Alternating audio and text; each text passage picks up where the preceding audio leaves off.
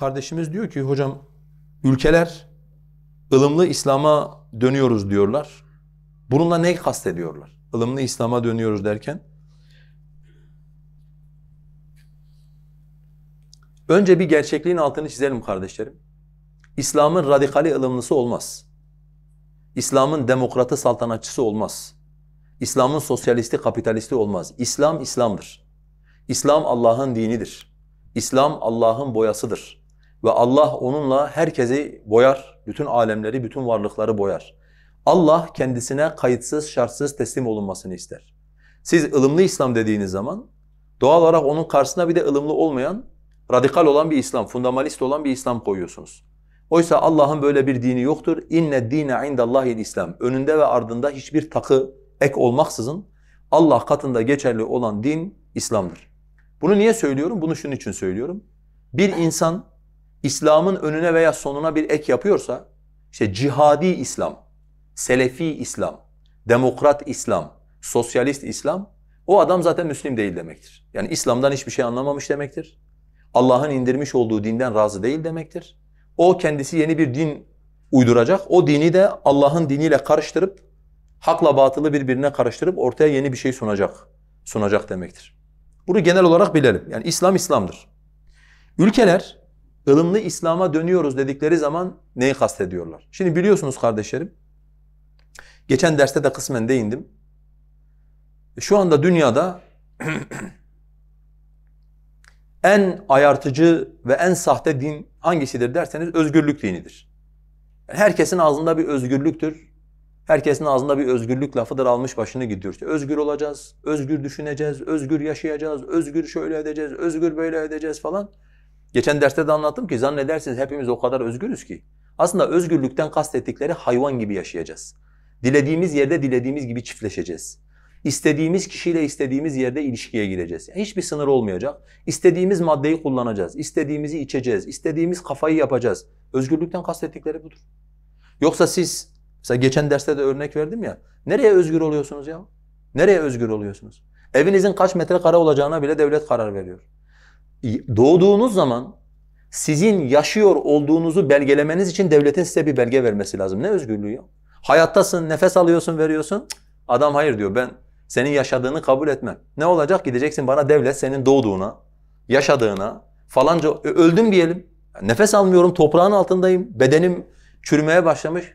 Hayır. Ölüm belgesi vermedikleri müddetçe, ölü bile kabul edilemiyorsun. Kapına geliyorlar, sen niye askere gelmedin diye hesap soruyor. Adam ölmüş yani. Kapısına geliyorlar. Sen çocuğun var. Derste de söyledim, senin canından bir parça. Çocuğunu istediğin gibi eğitemiyorsun. Hayır diyor, 6 yaşında bana vereceksin. 22 yaşında, 21 yaşında askerliğini bitirdiğinde ben sana geri o çocuğu teslim edeceğim diyor. Yani ne zaman? Benim çocuğumun hayatının 1/3'ünü çalacaksın. Ondan sonra benim çocuğum, zaten o çocuk artık senin çocuğun, benim çocuğum değil ki. Yani senin bu kadar aldığın beynini, zihnini, kalbini yıkadığın, doldurduğun çocuk artık benim çocuğum değil ki. O artık senin çocuğun.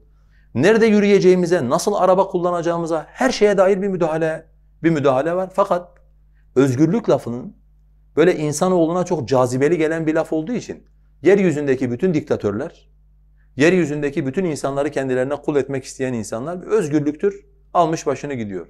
Şimdi özgürlük ama özgürlüğün karşısında bir de İslam diye bir din var. İslam ne diyor? Öyle kafana göre çiftleşemezsin diyor.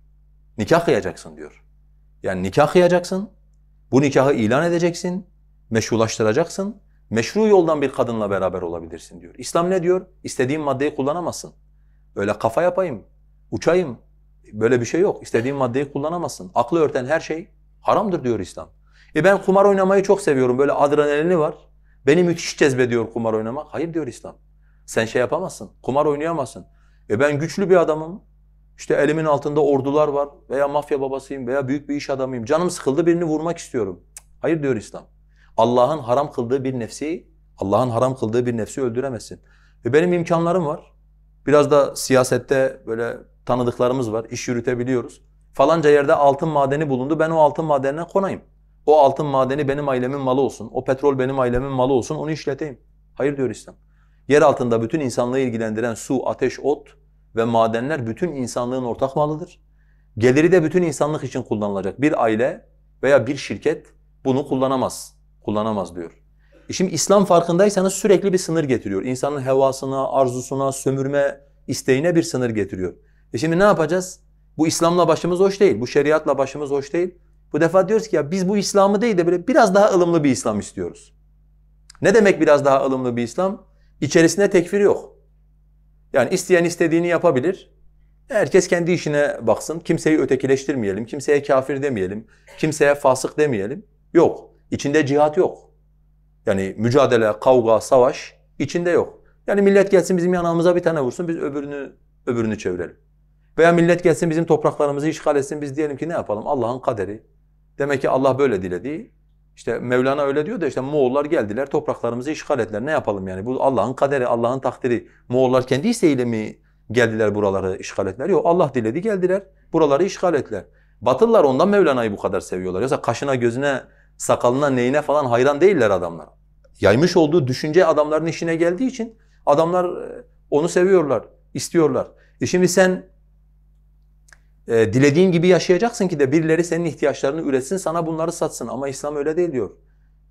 Haram diye bir şey var diyor İslam. Temiz diye bir şey var diyor İslam. Temiz olmayan, pis diye bir şey var diyor İslam. Yani senin önüne bir takım sınırlar getiriyor.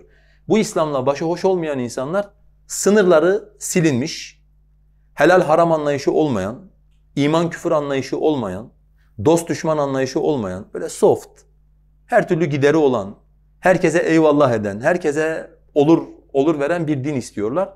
Buna da ılımlı İslam diyorlar.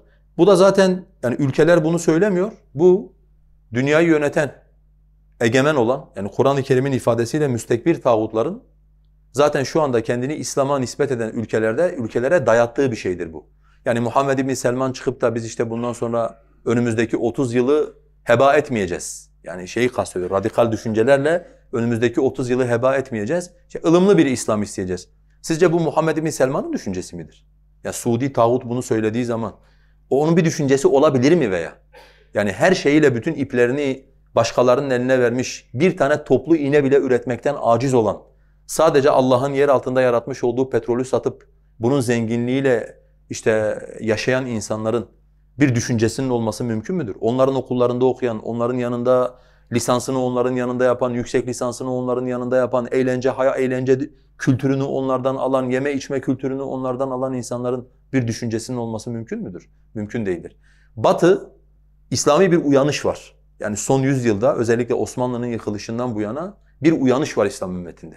Yani insanlar bir şeylerin yolunda gitmediğinin farkındalar ve bir arayış içerisindeler. Bu arayış insanları nereye sevk ediyor? Kur'an'a ve sünnete sevk ediyor. Yani insanlar diyorlar ki şu öze bir dönelim.